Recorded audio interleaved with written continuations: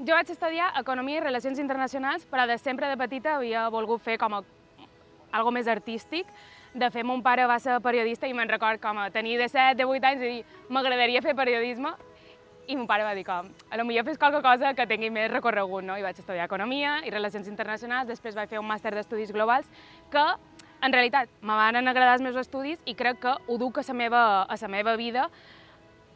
totes les teories sociològiques que vaig estudiar allà i la gent que vaig conèixer, i també com a estudiar més relacions internacionals m'ha permetre i vaig tenir el privilegi de poder viure a molt de llocs. Vaig viure que si a Turquia, als Estats Units, vaig viure a molt de llocs i ja fa 2 anyets vaig tornar a Mallorca, perquè me'n vaig anar en els 18 i vaig tornar en els 28, així que vaig estar 10 anys fora. I en tot aquest temps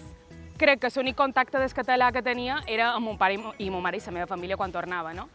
I de sempre havia volgut fer com un projecte més personal,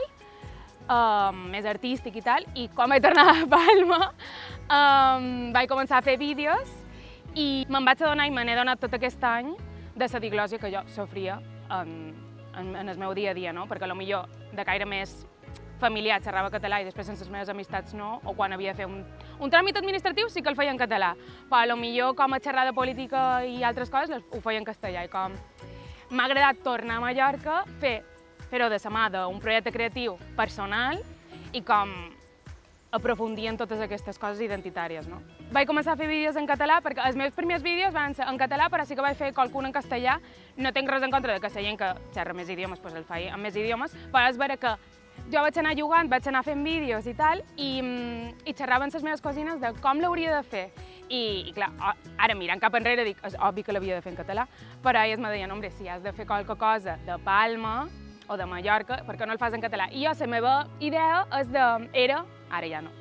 era de no, el faré en castellà per arribar a ser, no, per arribar a tota Espanya. Però fer-ho en català no vol dir que no arribi a tota Espanya, perquè hi ha gent, bé, fins i tot hi ha gent de Lituània que me segueix i gent d'Andalusia, que potser no té cap contacte amb el català, perquè no és d'Andalusia i viu a Andalusia, que me segueixen i això, i al final crec que ha estat un camí molt guapo perquè m'ha fet canviar el meu mode d'adreçar-me amb la gent de Mallorca i d'altres costats que xerren català, perquè sempre comença en català i veig que hi ha molta més gent que sap català i que potser si li comences en castellà, doncs seguirem en castellà i això se va perdent, no? I res, moltes gràcies a les meves cosines que varen tenir un petit comitè de com seguir i va ser per elles, però a dia d'avui és que no havia una altra resposta, no havia una altra manera de fer-ho.